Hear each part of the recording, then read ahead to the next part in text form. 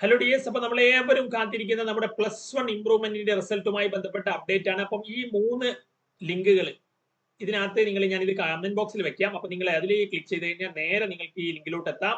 അപ്പൊ അതിനകത്താണ് റിസൾട്ടുകൾ വരിക. അപ്പൊ ഏറ്റവും നിങ്ങൾ ആദ്യം നിങ്ങൾക്ക് നോക്കാവുന്നത് ഈ ഒരു സൈറ്റാണ്, results.hse.kerala.gov.in എന്ന് പറയുന്ന വെബ്സൈറ്റ്. അപ്പൊ അതില്ലെങ്കിൽ നിങ്ങൾ ചിലപ്പോൾ ഒരുപാട് പേര് ഒരുമിച്ച് എൻ്റർ ചെയ്യുന്നുണ്ട്, ഹാങ് കാര്യങ്ങൾ ഉണ്ടാകാം. അപ്പൊ ഈ ഒരു വെബ്സൈറ്റ്, ഈ ഒരു ലിങ്ക് നോക്കുക.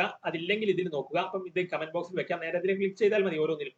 അപ്പൊ അതിനകത്തെ അപ്പം ഇൻ കേസ് നിങ്ങൾ ഇപ്പം അതിനകത്ത് റെഗുലർ സ്റ്റുഡന്റ് ആണെങ്കിൽ നിങ്ങൾ പേടിക്കേണ്ട. ഒരുപാട് പേര് അതിനകത്ത് ചോദിക്കുന്നുണ്ട്, +1 ഇപ്പം മാർക്ക് ഇംപ്രൂവ്മെന്റ് മാർക്ക് കുറവാണെങ്കിൽ എന്താ സംഭവിക്കുക എന്നുള്ളത്.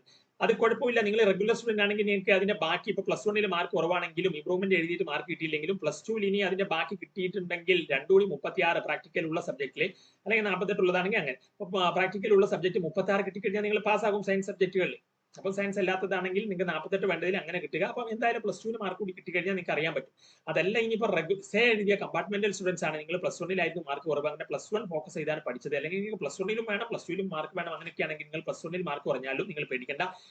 ഞാൻ ഈ കേസുകൾ കാണിക്കുന്നത് നോക്കൂ, ഒരുപാട് ഞാൻ ഇതിനകത്ത് മാർക്ക് ചെയ്തിട്ടുണ്ട്. ഇവിടെ +1 മാർക്ക് 15, എന്നിട്ട് കണ്ടോ അവരെ ഫെയിൽ ആയതുകൊണ്ട് പിന്നെ സേ എക്സാം എഴുതിയിട്ട് നമ്മൾ സേ ബാച്ചിൽ ജോയിൻ ആയി. സേ എക്സാമിൽ അവർ 2 കൂടി എടുത്തു. അതിന് +1 മാർക്കും +2 മാർക്കും പിന്നെ എക്സ്ട്രാ കിട്ടിയിട്ടുണ്ട്, 30 കിട്ടിയത്.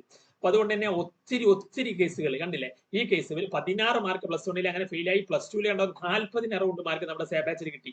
ഇത് 14 നമ്മുടെ ബാച്ചിൽ 30 അറൗണ്ട് കിട്ടി. അപ്പം +2 തന്നെ ഒരുപാട് മാർക്ക് കിട്ടും. എന്നിട്ട് പോലും ഈ മാർക്കുകൾ അവർക്ക് കിട്ടി എന്നുള്ളതാണ്. അപ്പൊ 13 കണ്ടോ 26 എത്തി. അതുപോലെ ഈ ഒരു പയ്യൻ 8 മാർക്ക് ആയിരുന്നു +1, 10 മാർക്ക് +1 എക്സ്ട്രാ വേണമായിരുന്നു, +2 18, അങ്ങനെ 2 കൂടി എടുത്തു ഒരുമിച്ചിട്ട്. അപ്പൊ നിങ്ങൾ ഇനി എഴുതുമ്പോൾ സേ എഴുതുമ്പോൾ +2 18 +1 കുറവും കൂടി എടുത്താൽ മതി. അങ്ങനെ ഒരുപാട് കേസുകൾ നമ്മുടെ ഈ പയ്യനൊക്കെ അതിനകത്ത് ബയോളജി, മാത്സ് അടക്കം ഇതിനകത്ത് ഈ പയ്യൻ ബയോളജി. അപ്പൊ അതുപോലെ അങ്ങനെ ഒരുപാട് ഏത് സബ്ജക്ട് ആയിക്കോട്ടെ, ബയോളജി, മാത്സ്. ഇപ്പൊ ഈ കേസിൽ പയ്യൻ മാത്സും ഒരു നമ്പർ ഓഫ് ചാൻസ് കണ്ടില്ലേ, 3ാമത്തെ ചാൻസിലാണ്. നമ്പർ ഓഫ് ചാൻസ് നിങ്ങൾക്ക് ഇവിടെ നോക്കിയാൽ മനസ്സിലാവും, 3ാമത്തെ ചാൻസിലാണ്. നിങ്ങൾ അതിനകത്ത് ഫെയിൽ ആയി കഴിഞ്ഞാൽ ഇതിനകത്ത് സർട്ടിഫിക്കറ്റിൽ ചാൻസ് കാണും, നമ്പർ ഓഫ് ചാൻസ്.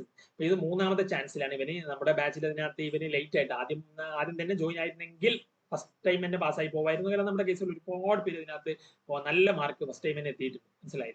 അപ്പൊ അതിനകത്ത് കാരണം നമ്മൾ ഫോക്കസ് ചെയ്യുന്നത് ഇത്തരത്തിലുള്ള ആവറേജ് സ്റ്റുഡൻസിനെയാണ്. അപ്പൊ നിങ്ങൾക്ക് എന്തെങ്കിലും അതിനകത്ത് നിങ്ങൾ എവിടെയും നിങ്ങൾക്ക് ജോയിൻ ആകാം, പക്ഷേ നിങ്ങൾ അവിടുത്തെ ക്ലാസ് നല്ലതാണെന്ന് നോക്കുക. കാരണം നിങ്ങൾക്ക് സേ എന്ന് പറയുമ്പോൾ നിങ്ങൾക്ക് ഒരു വർഷം ലാഭിക്കാനുള്ള ഒരു പരീക്ഷയാണ്. അവിടെ പോയി കഴിഞ്ഞാൽ പിന്നെ നിങ്ങൾ +1 +2 ഒക്കെ എഴുതി അടുത്ത വർഷം എഴുതാൻ പറ്റുള്ളൂ. അപ്പൊ നിങ്ങൾ എവിടെ ജോയിൻ ആകുമ്പോൾ ക്ലാസ് മനസ്സിലാവുന്നോ, അവിടുത്തെ റിസൾട്ട് കാര്യങ്ങൾ നോക്കിയിട്ട് നിങ്ങൾ ജോയിൻ ആവുക. കാരണം പിന്നെ നിങ്ങൾക്ക് അതിനകത്ത് എന്ത് ചെയ്യാൻ പറ്റില്ല, നിങ്ങൾ ഒരു വർഷം നഷ്ടപ്പെട്ടു കഴിഞ്ഞാൽ നിങ്ങൾക്ക് ഒരു വലിയ ഒരു നഷ്ടമാണെന്ന് മനസ്സിലാക്കുക. അപ്പൊ നമ്മുടെ ബാച്ചസ് ഒക്കെ അടിപൊളിയായിട്ട് നമ്മൾ കൃത്യമായിട്ട് കിഡിലൻ ട്രിക്കുകളും കോഡുകളൊക്കെ വെച്ചിട്ട് പഠിക്കാൻ ബുദ്ധിമുട്ടുള്ളവർക്ക് പോലും, ഈ പയ്യനൊക്കെ എന്ന് പറഞ്ഞാൽ 8 നിലയിൽ പൊട്ടിയ ഒരു കേസായിരുന്നു. എന്നിട്ട് പോലും അവനിപ്പം എഞ്ചിനീയറിംഗ് റിലേറ്റഡ് ആയിട്ട് ഒരു കോഴ്സ് എടുത്തിട്ട് സേ എക്സാം എഴുതി പാസ്സായി, ഒരു വർഷമൊന്നും നഷ്ടപ്പെട്ടില്ല. അപ്പം അതാണ് സംഭവം. റിസൾട്ട് ഇന്ന് വന്നിട്ടില്ല കേട്ടോ, ഇന്ന് വരില്ല, നാളെ. ഇന്നതിന്റെ കാര്യങ്ങളെല്ലാം ക്ലീൻ ആൻഡ് ക്ലിയർ ആണ്. പക്ഷേ അപ്ഡേറ്റ് ചെയ്യുന്നത് വെബ്സൈറ്റിൽ വരുന്നത് നാളെ ആയിരിക്കും. പ്രോബബ്ലി നമുക്ക് നാളെ ആ ഒരു ഓഫീസ് ടൈം, ആ ഒരു വർക്കിംഗ് ടൈം ഉണ്ടല്ലോ, 10 മണി സമയം, 10-10:30 ആവുന്ന സമയത്ത് തന്നെ പ്രതീക്ഷിക്കാം. ചിലപ്പോൾ അതിനകത്ത് 11 ലാഗ് ചെയ്ത് പോയേക്കാം. എന്തായാലും ഇതിന്റെ ടൈം കാര്യങ്ങളെല്ലാം നാളെ ഞാൻ നമ്മുടെ ചാനലിൽ അതിനകത്ത് അറിയിക്കാം. അപ്പൊ നിങ്ങൾ സബ്സ്ക്രൈബ് ചെയ്ത് ഫോളോ ചെയ്യാൻ മറക്കണ്ട. That's all. താങ്ക്സ്.